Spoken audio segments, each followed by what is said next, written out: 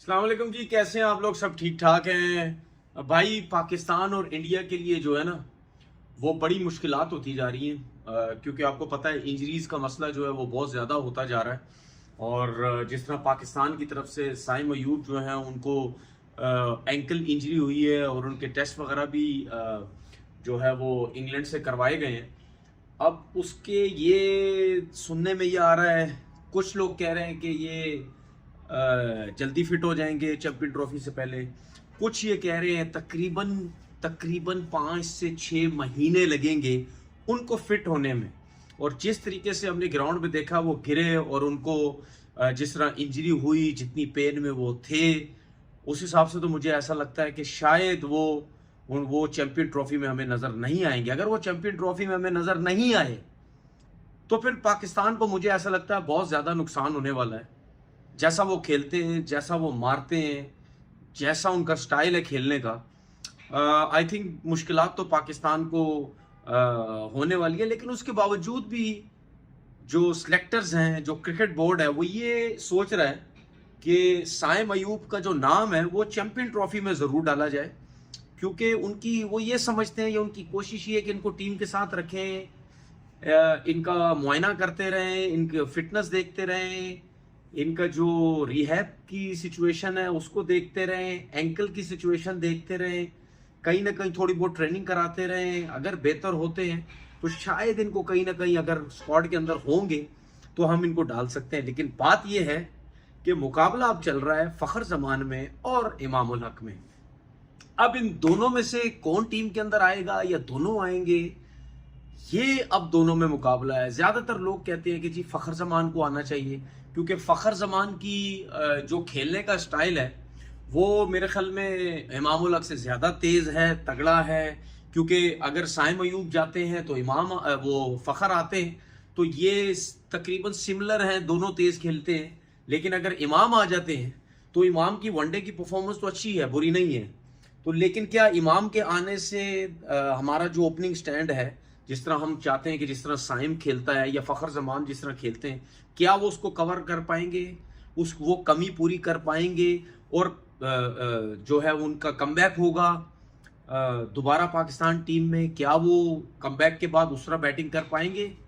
ये अभी जो है वो कुछ नहीं कह सकते कि इमाम आते हैं या फ़खर आते हैं या दोनों आते हैं। और भी चीज़ें चल रही हैं। कोई कहता है जी शादाब खान की वापसी हो जाएगी, कोई कहता है किसी की वापसी हो जाएगी। तो लेट्स सी, देखते हैं। फिलहाल मुझे ऐसा लगता है कि ओडीआई की परफॉर्मेंस हमारी बहुत अच्छी है। साउथ अफ्रीका की देख लें, टीम से हम जीते, ऑस्ट्रेलिया में हम जीते। तो मैं नहीं समझता कि सिलेक्टर्स को चाहिए कि बहुत ज़्यादा चेंजिंग करने की ज़रूरत है। ओपनर का जो ज़्यादा मसला चल रहा है साइम की वजह से, उसको देखें। उसके बाद उसके बाद इंडिया के लिए जो बहुत बड़ी बैड लक हुई, और हालात तो मुझे यही लगते हैं कि बुमराह की जो इंजरी हुई है, उनको जो बैक इंजरी हुई है, बार बार होती है उनको इंजरी। आई थिंक मुझे ऐसा लगता है कि इंडियन सेलेक्टर्स या क्रिकेट बोर्ड इस चीज़ को नहीं समझ पा रहे कि उनका जो एक्शन है वो लंबी बॉलिंग सरवाइव नहीं कर सकते, लंबी क्रिकेट सरवाइव नहीं कर सकते, ज़्यादा ओवर सरवाइव नहीं कर सकते। अगर आप उनसे पूरा पूरा साल टेस्ट क्रिकेट भी खिलाएंगे, वनडे भी खिलाएंगे, T20 भी खिलाएंगे, तो वो सरवाइव नहीं कर सकते। और दूसरी बात, ये शायद सेलेक्टर्स की, कप्तान की मजबूरी भी है। वो कहते हैं कि भाई इन्हीं को खिलाओ ज़्यादा, क्योंकि उसके अलावा तो कोई ऐसी बॉलिंग नहीं है कि जिस तरह बुमराह आते ही कभी नए बॉल से विकेट लेके देते हैं, कभी पार्टनरशिप लगती है वो आउट करके देते हैं, दूसरे उस तरह की परफॉर्मेंस फास्ट बॉलर नहीं देते। तो वो भी कहीं ना कहीं सही है कि यार इसको कंटिन्यू खिलाओ तो ये हमें जितवाएगा। अब बुमराह का प्रॉब्लम क्या हो रहा है? बुमराह का प्रॉब्लम ये हो रहा है, आप सबको पता है उनका जो एक्शन है वो एक नॉर्मल एक्शन नहीं है। वो जिसको हम कहते हैं ना क्रिकेट की लैंग्वेज, वो क्रिकेट का एक्शन नहीं है। वो बहुत मुश्किल और डिफिकल्ट एक्शन है। अब मुझे एक बात बताएं, एक बॉलर जिसका ये वाला लेफ्ट वाला हाथ ये सीधा है, नॉन बॉलिंग आर्म जो है, और जिस हाथ में बॉल है वो ये है, ठीक है, ये है उनका एक्शन। ये देखें, ये एक्शन अमूमन क्या होता है, जो नॉर्मल बॉलर होता है उसका हाथ ये होता है बॉलिंग वाला, और ये जब जब गैदर करता है तो ये हो जाता है, ठीक है, ये चलता है, ठीक है, ये आता है, ये साइड ऑन आता है, ठीक है, उनका ये है। अब बिल्कुल बिल्कुल, मतलब यानी इसमें तो आपको बैक की इंजरी होनी होनी, अच्छा, उसके बाद वो जब बॉलिंग जो रनअप लेते हैं, वो जब आते हैं रनअप पे, वो जिस तरह भागते हैं वो और लोड डलता है उनकी कमर में। वो कैसे? एक तो उनका एक्शन ये, ठीक है, इस एक्शन के साथ जब आप बॉल रिलीज करते हैं पूरा बैक पे लोड पड़ता है। फिर उसके बाद उनका रनअप ही नहीं, वो पैदल चल के आते हैं। वो यूं यूं सिर्फ पैदल चल के यूं आके, वो यूं आके, मैं बताता हूं, यूं पैदल चलते हैं, यूं समझो पैदल चल के आके वो यूं एक्शन होता है, इस तरह आके वो फिर बॉल कर देते, ठीक है।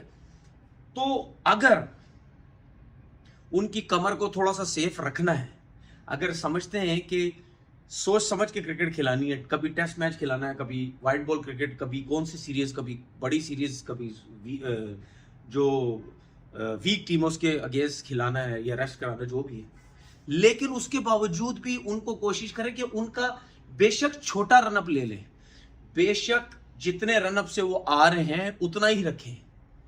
लेकिन मेरा मैसेज बुमराह को ये है, या ट्रेनर्स को उनके, या इनके सिलेक्टर्स को, या जो भी उनके अपने ट्रेनर हैं जो उनकी फिटनेस पे काम कर रहे हैं, उनके जो बोर्ड के लोग होंगे, उनको मेरा मैसेज ये है कि जितना रनअप वो ले रहे हैं उतने रनअप से गेन करें, लेकिन प्रॉपर भागें, ठीक है। अगर प्रॉपर भाग के आएंगे तो उसके बाद फिर भी कहीं ना कहीं उनकी बैक को उस रनअप से सपोर्ट मिलेगी। ना तेज भागे, नॉर्मल भाग के आए, लेकिन स्टेप लेके भागे, वो भागे। उस भागने से ही होगा, एक तो एक्शन उनका बिल्कुल बिल्कुल क्रिकेट वाला है ही नहीं, वो टोटल बैक पे लोड पड़ता है। उसके बाद जब वो थोड़ा सा भाग के आएंगे तो एक रनअप की सपोर्ट मिलेगी, ठीक है, एक रनअप की सपोर्ट मिलेगी उनकी बैक को, ठीक है, जो कि बहुत जरूरी होती है। तो ये मेरा मैसेज है कि उनको रनअप उनका थोड़ा सा बनवाने की कोशिश करें, लेकिन उनकी जो रिपोर्ट्स आ रही हैं वो रिपोर्ट सही नहीं आ रही है। रिपोर्ट्स ये आ रही है कि 5-6 महीने के लिए हो सकता है ये भी इंडियन टीम से बाहर हो जाए। तो जब चैंपियन ट्रॉफी में ये नहीं होंगे तो फिर इंडिया की बॉलिंग लाइनअप कहां जाएगी, कौन परफॉर्म करेगा? हाँ, मैं ये जरूर समझता हूं कि मोहम्मद शमी की वापसी जरूर होगी अगर बुमराह नहीं है। लेकिन क्या मोहम्मद शमी है जो उनकी फास्ट बॉलर है, क्योंकि मोहम्मद शमी भी इंजरी के बाद आएंगे इतने बड़े इवेंट में, अगर वो आते हैं तो क्या वो उस तरह परफॉर्म कर पाएंगे जिस तरह बुमराह? बहुत मुश्किल है। बुमराह, जिस तरह मैंने आपको एक बात बोली कि इंडियन टीम की जीत में 50% बुमराह का हाथ होता है, 50% इंडियन टीम को बुमराह जितवाते, चाहे टेस्ट क्रिकेट है चाहे वाइट बॉल की क्रिकेट है, कोई सी भी वाइट बॉल, वनडे, T20, जो भी, सिर्फ बुमराह जितवाते। आधी टीम तो इंडियन टीम वैसे ही गिर जाएगी, जो मुझे ऐसा लगता है कि बुमराह नहीं होंगे, और ये बहुत बड़ा सेटबैक होगा इंडियन टीम के लिए। बुमराह नहीं है और बहुत बड़ा सेटबैक होगा साइम अयूब नहीं है पाकिस्तान के लिए। अपना बहुत बहुत ख्याल रखिएगा। अल्लाह हाफिज।